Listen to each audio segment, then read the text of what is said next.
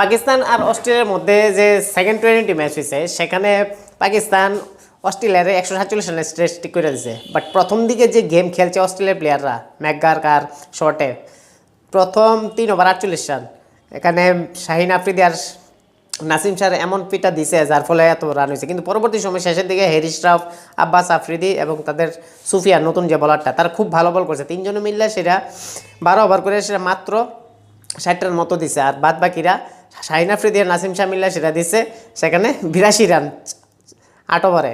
আর তারা উইকেট পাইছে না একটাও।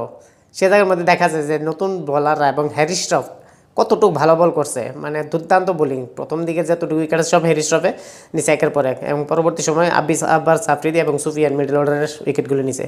তো খুব ভালো একটা ইনিংস রেস্ট্রিক্ট করছে। এবার এই রানে কি অস্ট্রেলিয়া জিততে পারবো এটা দেখার বিষয়, কেননা পাকিস্তানে কিন্তু ব্যাটসম্যান সেরকম নাই, একটু ভালো করে বল করতে পারলে কিন্তু